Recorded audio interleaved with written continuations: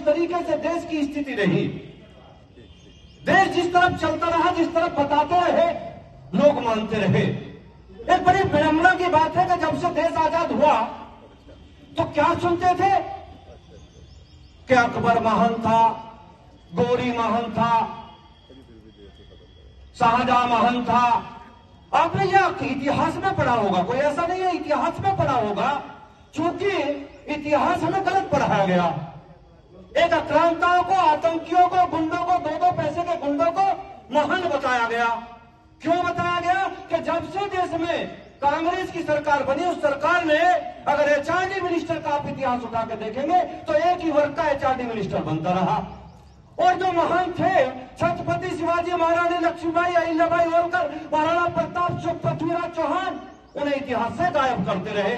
सही मायने में आज की तारीख में अगर भारतीय जनता पार्टी की कोई सरकार काम कर रही है तो विकास का काम तो एक तरफा हो रहा और होता भी रहेगा, लेकिन इस समाज को सही दिशा देने का काम कर रही है और सही इतिहास पढ़ाने का काम कर रही है। आप जानते हैं दोस्तों, पिछले, ये कोई राजनीतिक मंच नहीं है, लेकिन मैं आपको बताना चाहता हूं, पिछले कुछ दिनों आपने चुनाव में देखा होगा, कांग्रेस पार्टी के पूर्व अध्यक्ष एक किताब लाल लेकर फिरते थे। उस लाल किताब पे ऊपर लिखा हुआ था संविधान। अंदर से ये अलग बात है, वो कोरी थी, अंदर उसमें कुछ नहीं था, ये सब जानते हैं, लेकिन वो कहते थे कि भारतीय जनता पार्टी संविधान बदलने का काम कर रही है। मैं आपको बताना चाहता हूं, जब कांग्रेस की सरकार देश में रही तो 80 से 85 बार संविधान को बदला गया। संविधान बदला गया, अपने हिसाब से संविधान को मोड़ा गया। लेकिन आज कहते हैं कि संविधान बदलने का काम भारतीय जनता पार्टी कर रही है। बाबा साहब भीमराव अंबेडकर के द्वारा बनाया हुआ संविधान, भारतीय जनता पार्टी ये चेष्टा कभी नहीं करती कि उसके साथ कोई छेड़छाड़ की जाए, लेकिन भारतीय जनता पार्टी एक काम जरूर करेगी।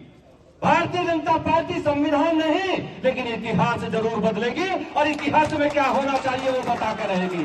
इतिहास में बताना चाहिए कि मुगल देश में आए तो मुगलों ने क्या किया, बताना चाहिए कि मुगलों ने किस तरीके से भारतवर्ष को लूटा, बताना चाहिए लूट के पूरा विदेशी ले गए और यहाँ फर्जी कबर बना के उसे भी लूटने के लिए छोड़ गए। अब ये देश में दोस्तों चलने वाला नहीं है, किसी कीमत पर नहीं चलने वाला है। हम लोग बात कहते हैं, अपनी बात कह दे तो लगता है कहते हैं वो हिंदुत्व की बात करते हैं। भाई देश में कोई जुर्म है क्या हिंदुत्व की बात करना? अरे ये सनातनियों का देश है, पूरा भारत सनातनियों का है साहब। अगर सनातनी यहाँ बात नहीं करेगा तो पाकिस्तान में कौन करने देगा? अरे हमने देखा है पाकिस्तान में 21% से 1% पे आ गए। बांग्लादेश में क्या हालत हुई आपने अभी देखा होगा। हम दूसरा बांग्लादेश उत्तर प्रदेश से हिंदुस्तान में नहीं बनने देंगे किसी भी कीमत पे। दोस्तों मैं आप लोगों से कहना चाहता हूँ, इकट्ठे रहिए। ये अभी तो मैं बता रहा हूँ आपको, आपकी चर्चाओं का विषय रहेगा, चर्चाओं का विषय रहेगा तलवार का बांटना। ये खबर है आज की इन मीडिया वालों के लिए कि तलवार बांटी गई। भाई तलवार बांटना कौन सा जुर्म है? मैं तो ये कह रहा हूं, आपको बधाई देता हूं संयुक्त मोर्चा के लोगों को कि इसी बहाने से घर घर तलवार पहुंचा दो। 8 दिन में एक कार्यक्रम इसी तरीके का करते रहो, घर घर पहुंचा दो। बधाई देता हूं, अच्छा काम कर रहे हैं।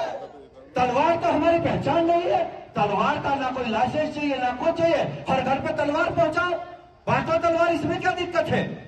भाई तलवार से कोई हम अत्याचार थोड़े कर रहे हैं, लेकिन अत्याचारियों का सर्वनाश हो ये तो हम लोगों की जिम्मेदारी बनती है। इसमें कौन सी बुराई है? अत्याचारियों का सर्वनाश हो ये हम सब की जिम्मेदारी बनती है। और मैं आप लोगों से कहता हूं, न डरने की जरूरत है न दबने की जरूरत है। हमने तो वो दौर देखा है, हमने और विक्रम भाई ने देखा। अरे हमने तो आतंकियों जैसा व्यवहार हम लोगों के साथ किया गया। आपने देखा होगा जब मुजफ्फरनगर में दंगे हुए, दंगा करने वाले बिरयानी कह रहे थे और हम और विक्रम सैनी जैसे जेल में पड़े थे, जेल में पर्दाजा झेल रहे थे। और आपने देखा होगा जब भी न विक्रम सैनी न संजीव सोम किसी ने न दबने की कोशिश की थी, न दबा था, मुंह तोड़ जवाब दिया गया था। दोस्तों